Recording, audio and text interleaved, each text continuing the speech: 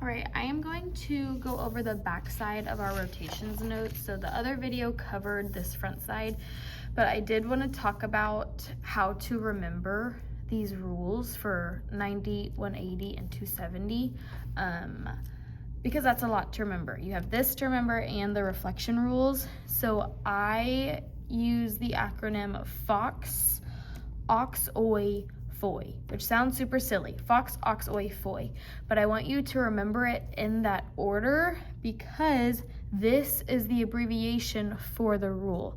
So FOX is for a 90 degree, the first jump, the first turn, and it stands for flip opposite X, meaning you flip your X and your Y, and you're gonna have the opposite X value, because this negative doesn't mean it's a negative number, it means you're changing the sign of it. So you're changing to the opposite value from positive to negative or negative to positive. So FOX.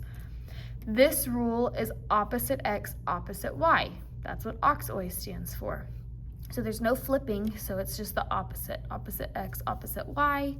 And then the 270 is flipping and then making the Y opposite. So FOI, flip opposite Y. So I just summarized all of that on one sticky note because this is my tool, this is my guide. FOX, OX, OI, FOI, that's for 90, 180, 270 clockwise. And we can add on that clockwise is the reverse direction. Clockwise goes this way, counterclockwise goes in reverse. So the counterclockwise, you would go in reverse. So FOI would be the 90 degree counterclockwise. OX-OI would be 180 counterclockwise. FOX would be 270 counterclockwise. Okay, so FOX, OX-OI, FOI, but if you're having to go in reverse and counterclockwise, you would go this way.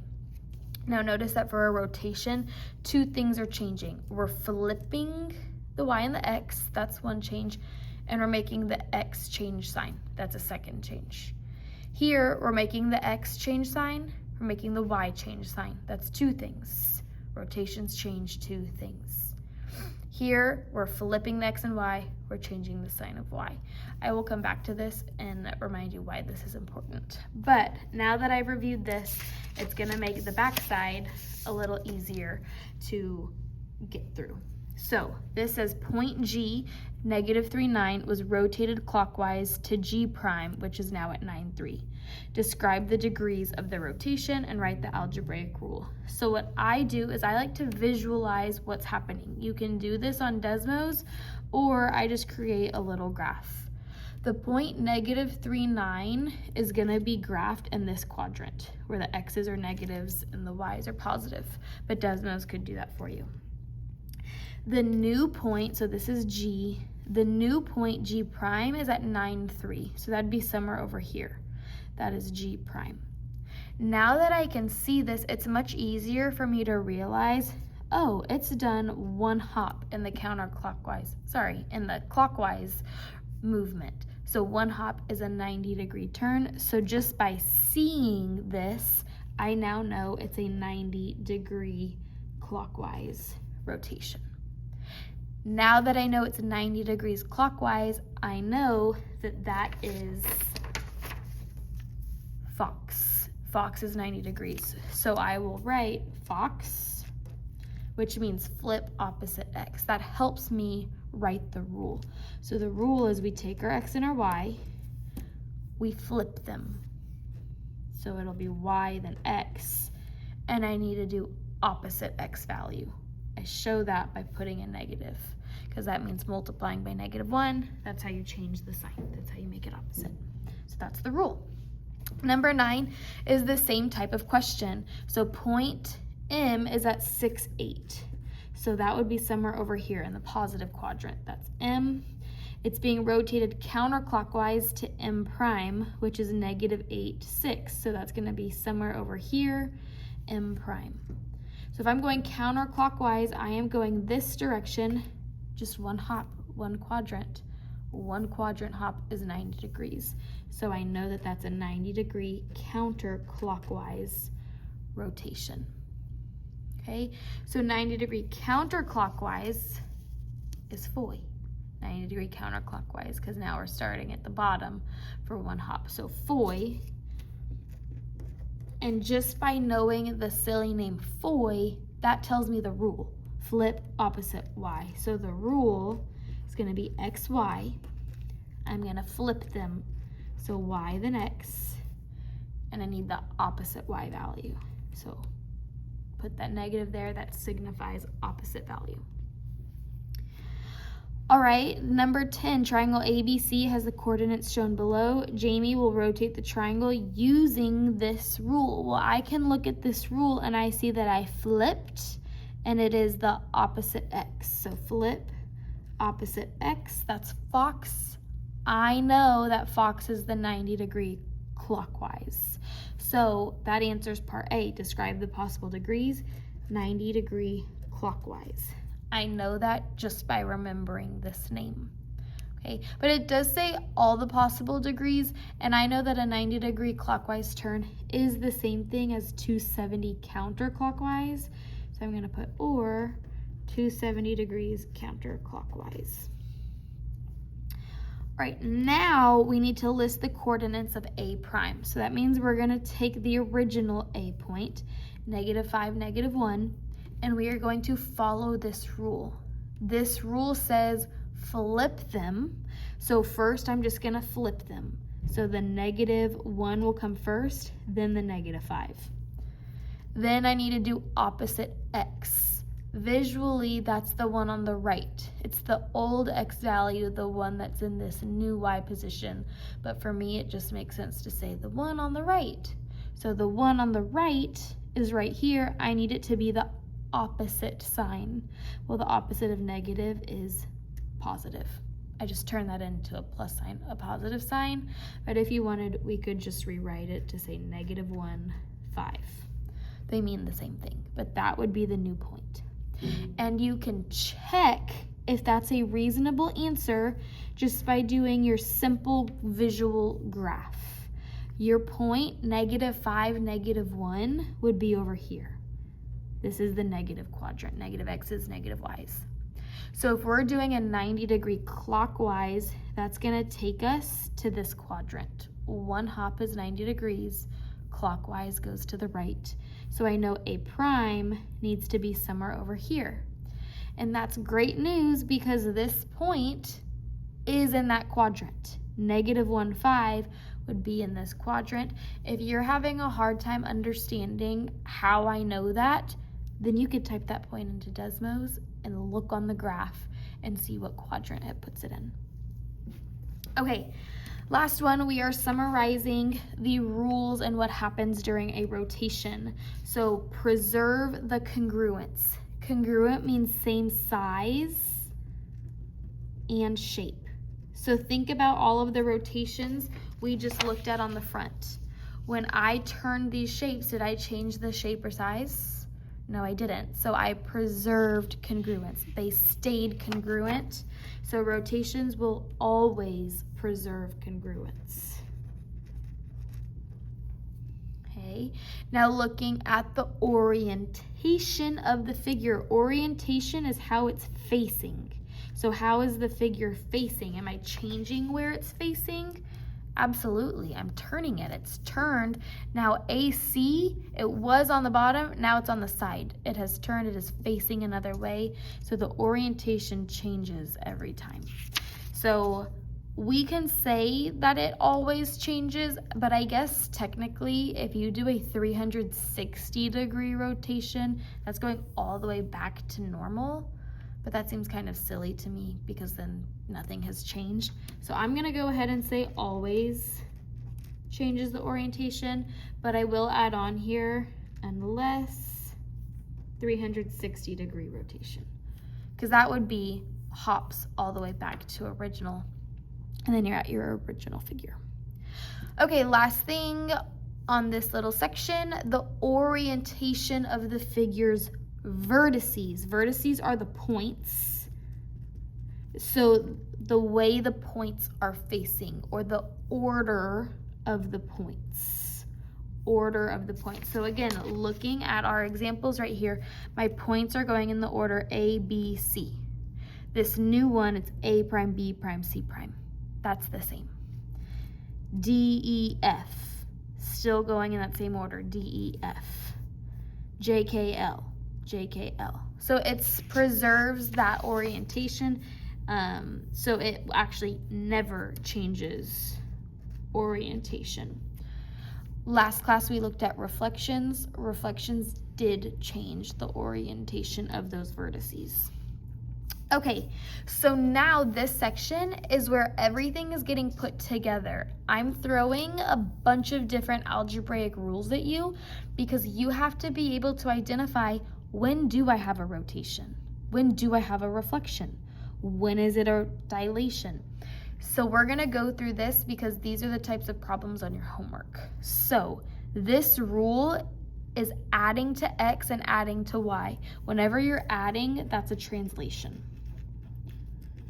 So this type of transformation is a translation, and specifically this is saying go to the right 10 and go up 5. X goes left to right, and I know that it's right because it's plus. So that means right 10. And then Y, the Y-axis runs up and down. So it's either up or down. The plus means up 5.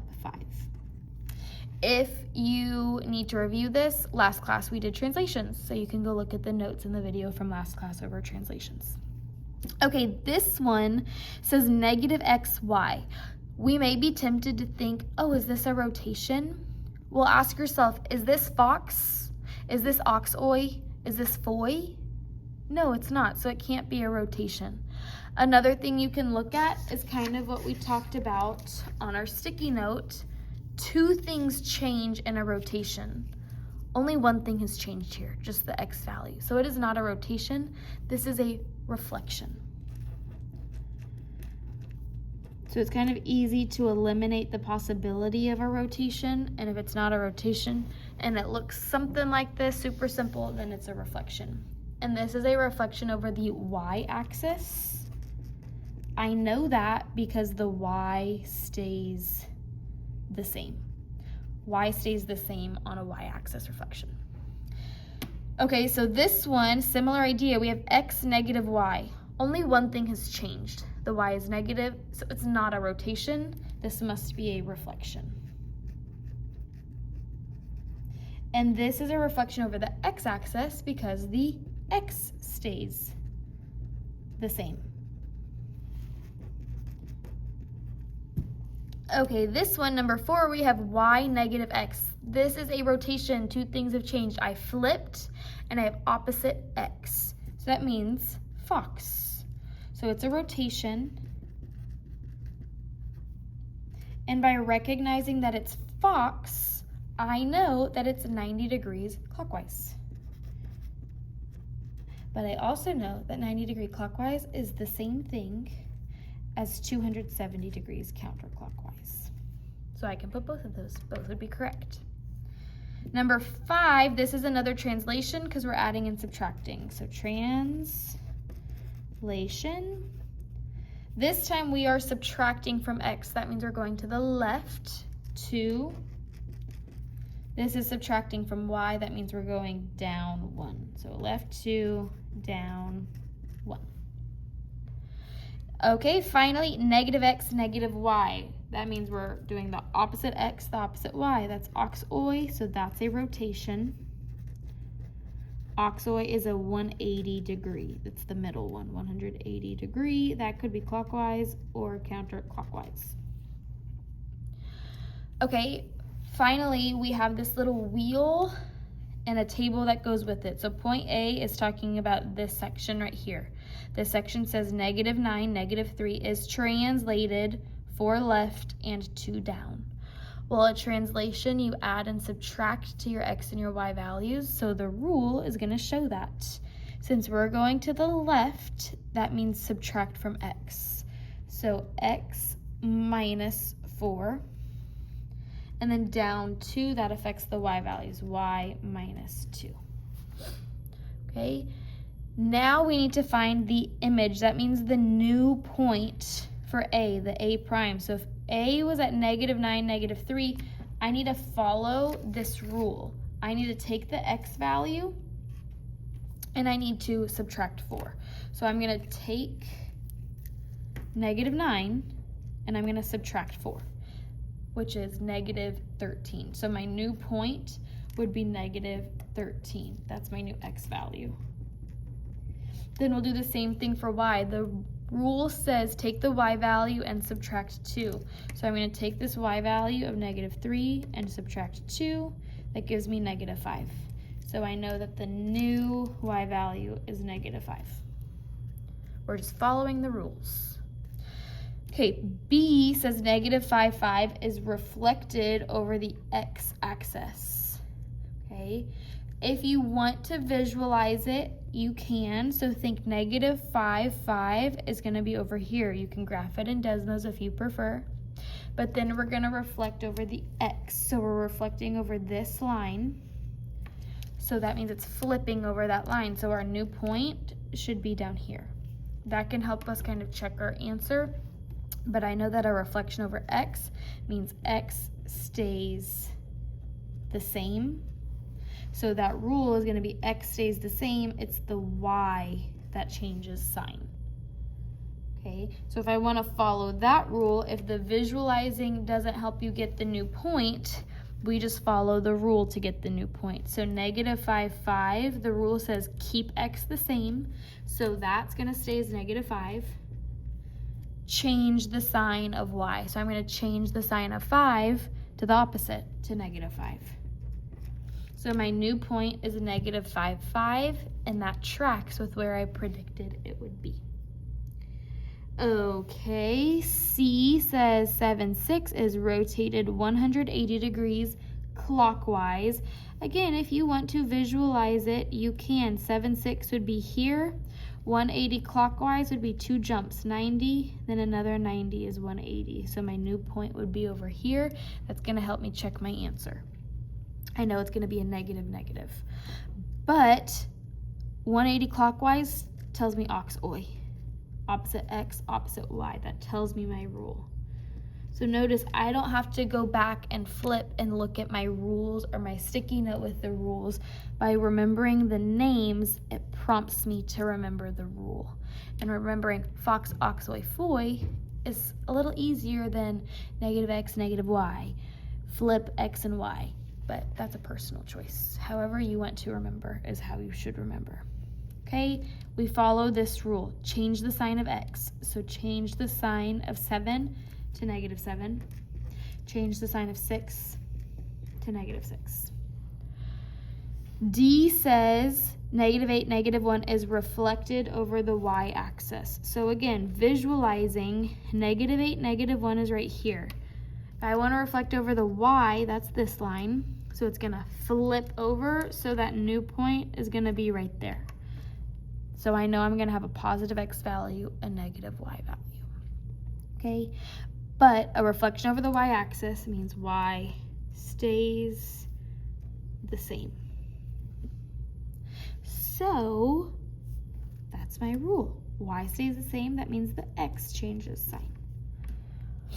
Okay, so now that means I'm going to apply that rule. I'm going to change the sign of x. So here x is -8. To change the sign, it becomes +8. And I'm going to keep y the same. So y stays as -1. And then I'm going to check.